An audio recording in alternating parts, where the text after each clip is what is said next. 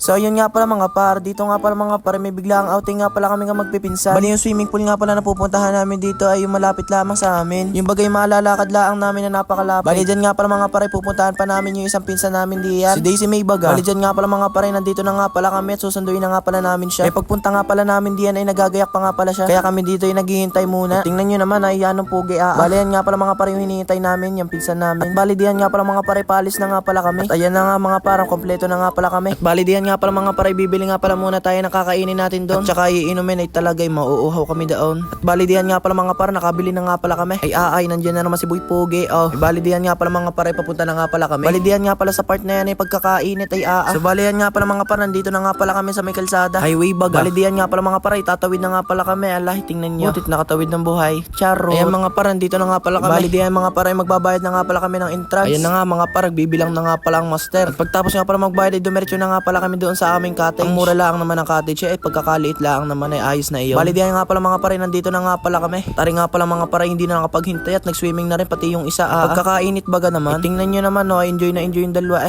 balidihan nga pala mga pare, nakaligo na nga din pala tayo. At balidihan nga pala mga pare, lilipat nga pala kami ng cottage. Okay lang lumipat ng cottage, hindi naman alam na may-ari Charo. Balidihan nga pala mga pare, dinuruan pa nga pala tayo kung paano nga maglangoy ni Kapugay. Balidihan nga pala mga pare, ilalagay na nga pala muna namin yung gamit dito sa aming pangalawang cottage. Pangalawang cottage. Ako muna din kakain muna. Lingon din ay bulaga. Ano ba gayon? Balidihan nga pala mga pare, lalamon muna ako. At ayan nga pala sila mga paro, enjoy na enjoy sa kakakalangoy. Bali din nga pala mga pare, nagmukha nga akong parang ewan din ako'y nahawa na ng pinsan ko din tingnan nyo. Tapos ko nga sa kalokohan na iyan, ako'y nagdive na laang at ako'y naligo. Sarap. Balidihan nga pala mga pare, pinagtawanan ako at pagbangon ko nga pala diyan ay pagkakasama nga daw ng aking mukha. Balidihan nga pala mga pare, nabalakan namin na sabay tumablay. Ay nagkaigibaga naman, butit hindi nabalian. At balidihan nga pala mga pare, nga pala ang view din pagkakaganda nga naman din. Balayan nga pala yung resort na malapit sa amin. At ayan mga par, naglambingan na yung dalawa din Diyan mga par, naglaro-laro pa nga kami din Yung bagay hawak-hawak tapos biglang iikot na mabilis.